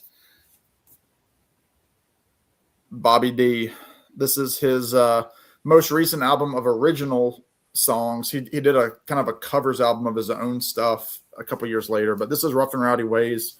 Very atmospheric, moody kind of piece. You wouldn't even know Benmont's on this. I think he's only on one song and just very low, like harmonium kind of playing, but he is on here.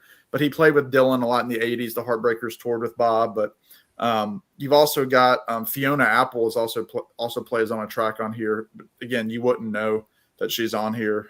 Blake Mills as well. But yeah, several Dylan albums. I just happen to choose the latest original album by Dylan.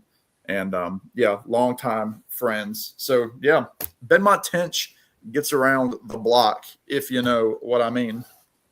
And he's been on the posters behind you. He's been on a few of their albums as well, has he not? Yeah, I didn't pull anything, but yeah, the Avett Brothers are on American Records as well. He's played on at least their first 3 on American, and the thing, they've honed in their band so well that they don't really pull any other session players. But yeah, Benmont, he's the man. He's the man. Plus, he's got 2 of his own solo records in addition to everything else, and you know, his resume is pretty nice.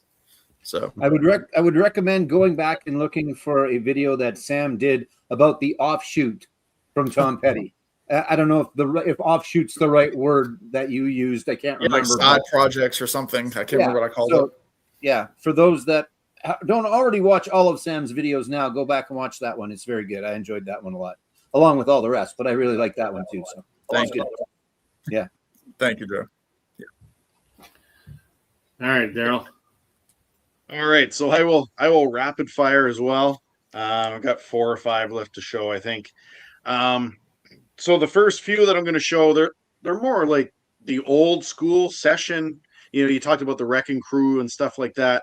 I don't think any of us talked about Earl Palmer yet. Famous drummer.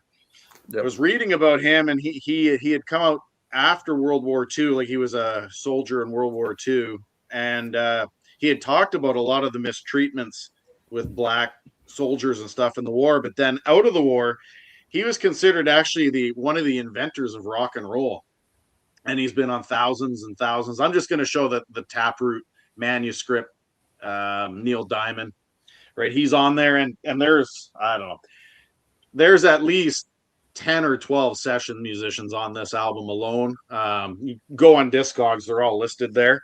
So he's one. I don't think we talked about Hal Blaine either. So Hal Blaine claims, before his passing, he claimed to have been on over 35,000 sessions and on 6,000 singles. I wouldn't doubt it. As a drummer, that is absolutely ridiculous. That's crazy. So Hal was another one. You talked about Steve Cropper earlier, Rob, but Joe, you talked about this album here. Steve Cropper was on the Burton Cummings album, so we'll go with that. I'm going to forget who did what here, so let me see here. Steve just passed too, right? Wasn't that in the last month or so? I think. Yeah, about a month or so ago. Yep. I think so, yeah. I don't think we've talked about any. Okay, I got to say this properly. I don't think we've mentioned any pianists yet. Pianists. No. So Right. Michael Lang, probably one of the most famous pianist session musicians, and I'll just show Lionel Richie's self-titled. He was on, I think, a few Lionel Richie albums, plus many others. I'm going to go with some Canadian content on this next one. So Gowan has had a few session musicians. Why am I running a blank on this? Good God. I really got to come up with a better organization system. But anyway, this album here has a few session musicians. The Strange Animal one with my favorite song, A Criminal Mind. So I cannot figure it out. And my glasses are not helping me. So I don't know what it is. And then last but not least, I'm going to show Don Henley. And on this one here, we're talking about Pino Palladino, who was on New York Minute. He performs on New York Minute as a bass player. So that's one. I was going to go with, I forget who it was. He's on Sunset Grill, but I hate that song. So I went with New York Minute instead. So that's it. Those are my session musicians. All right. Well done. Joe. And Pino Palladino, other than John Mayer and Steve Jordan, he's the third member of the John Mayer trio. Before you go, it's Tony Levin that was on the Gowan album on bass and the Chapman stick. He's a session Chapman sticker. Yep. Which is kind of a weird instrument. I like Sunset Grill. What the hell's wrong with Sunset Grill? I mean, if you're going to be listening to the album, you might as well listen to it. Never mind. Okay, going to finish off with the drummer. I got some other stuff there, but I'm just going to keep it all drums. And then I want to show the other people in the Blues Brothers, but we'll do that at the end because I don't know if Rob's going to show anybody else from them as well. But I am not. Okay, well then I'll do it now quick. So this is the band that was on the Blues Brothers albums. Here we go. So Paul Schaefer, most notably of the Paul Schaefer band on David Letterman, he was on a lot of albums as well. But you've also got Matt Guitar Murphy, who we didn't really talk about. You've got Donald Duck Dunn on here as well, right? Steve's on here, and just the rest. So yeah, the Dan Aykroyd and John Belushi got themselves a pretty good group of musicians as well. Another gentleman that is a drummer that has been on a lot of bands, traveled a lot. He was in The Offspring, Perfect Circle, Good Charlotte, Evanescence, Avril Lavigne, Kelly Clarkson, Ween, Michael Bublé, and Social Distortion, and the Foo Fighters, but he's no longer with the Foo Fighters, is Josh Freese. So I just happened to pull out this one from my friends in Social Distortion, but Josh has been on a lot of albums. So there are still tons and tons. You know, we've talked about guys that have been around before, maybe some that have passed, but there's still lots of guys that are those session musicians that if you need them, you give them a call and they'll come, and then they'll join you on tour as well for a few years, and then you kick them out and you hire a different dude. So, but we'll leave it at that. Josh was very good. He wasn't Taylor, but he was very good. But I guess I get to see the next guy now because I'm going to see him again this summer. So there you go. Right. Drummers that have been session guys. I figured I would end this with a saxophone player by the name of Bobby Keys. Again, yep, tons of things I pulled 4. He plays on my favorite John Lennon album. Why? I don't know why this is my favorite, but it is. None of it's original. It's all covers. Rock and roll. It was a Phil Spector nightmare, but I absolutely love this record, so he plays it on here. He might have known the Beatles because he also plays on Ringo's album. And he also plays on George Harrison's All Things Must Pass. I don't know if he did any work with McCartney or not, but I mean, you got to be a decent session player if you're playing with 3 of the 4 Beatles. So you must be probably pretty good at what you do. And he was also, an acquaintance of Eric Clapton, and he played on Layla, Derek and the Dominoes. Not bad for a saxophone player. Not bad. Yeah, pretty good work if you can get it. Yes, I would say. Yeah, I would say. That was fun, guys. I mean, there was hundreds more we could have done, but there we go. Session players. Yepper. We'll do what we always do. We go around the horn. Anything you want to talk about on your channel, Sam? Any videos you want to promote? I mean, I've been doing, again, we mentioned it kind of at the top, if anybody is still in the chat, but I've gone through the decades since the 60s to talk about Americana and kind of how it's evolved, different artists that were influences and that sort of thing. It's been a lot of fun. Yesterday was the latest episode from 2010s. I'll be doing one more in that series for essentially 2020 and into the future, talking about the first half of the decade and what all we've received Americana wise. I'm sure between now and after that video post, the next video will very likely be just music finds for January, first of the year. I try to do that.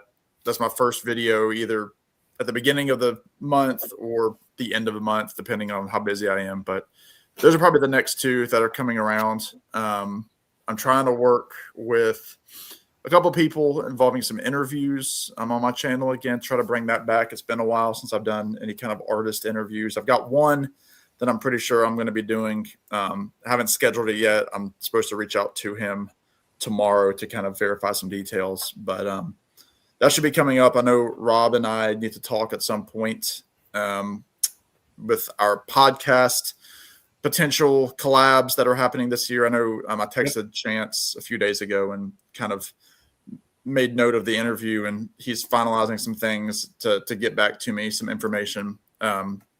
But yeah, I'm excited to do any kind of collaborations with Rob in the future and anybody else. There are a few other VCers that I want to kind of, get into their minds a little bit. I know Jack, the Vinyl Martini, we kind of talked briefly about doing a video, so I kind of want to do something with him. But anyway, all sorts of stuff going on. It's always something, at least 1 or 2 videos a week on my channel. So check it out at Americana Sam. I'm talking to you, Richard, because I know that you already watch. So what do you have to say there, Daryl? Your Canadian stereotype tags going well? So my Canadian stereotypes tag has actually been a small success, but a big success, if that makes sense. Like, I wasn't expecting to get like 50 or 60 responses, but I think I've got a playlist on my channel of all the people that have done it or the ones that I know have done it. And I think I'm at, say, 12 of them. So 12 is better than none. Yeah. And I know Jack, actually from the Vinyl Martini, in a comment section, he said he wants to do it as well. So that would be nice. If you haven't checked out Chris's from Stylus Meets Vinyl, he put his out today. It's pretty funny. I thought it was hilarious. So there's that. And then I did MGK's quadrillion subscriber one. That was pushed out yesterday. And I think going forward, I might try to do the soundtracks part 2 and 3, because I have more 80 soundtracks, but they're the movies I have not seen. Because I'm not a movie buff, I can get it. I'm going to get some grief on some of them, like Beverly Hills Cop, for example. I've never seen it.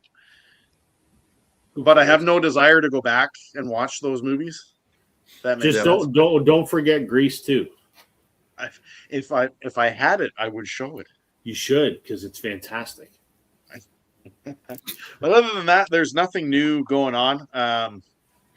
First day of my new semester started today with all the new classes and stuff, so I can see things getting busy in the coming weeks. But other than that, I got a hockey tournament I got to go to on the long weekend in February in Canada. So other than that, yeah, that's it.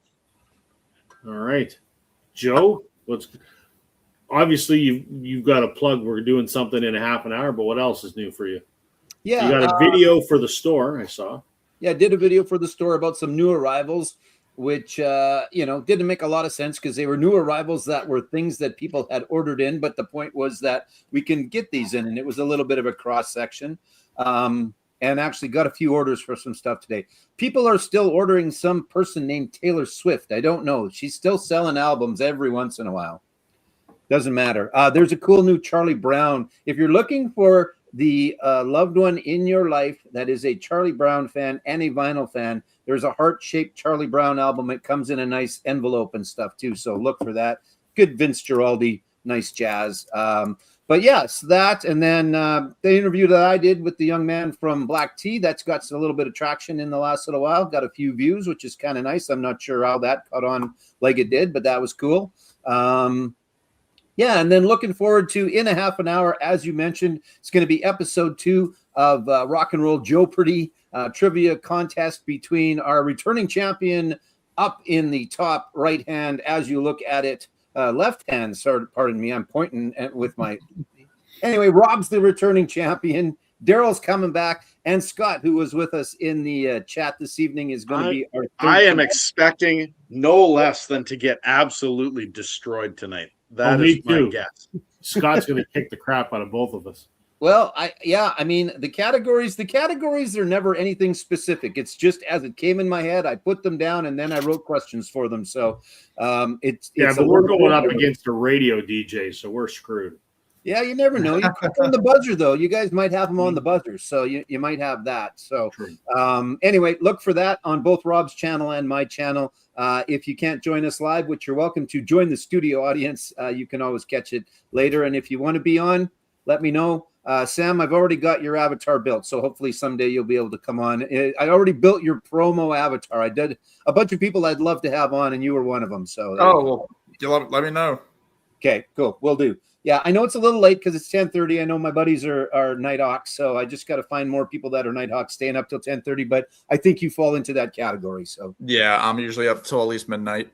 Yeah. Okay. Cool. Good. Yeah. So look for that, folks. Come back and join us and look for that. Cool. As for me, I did Daryl's Canadian Stereotype vinyl tag, which was a lot of fun. Next up is Sam's Americana tag and MGK Boston's contest. So that's it. We'll wrap this up because we're coming back in 26 minutes for Joe's game show. So it's enough time for a pee break. So it's a long pee break, but pee break. Well, it's a big cup, so it's a long pee break. Yeah, exactly. Yeah, exactly.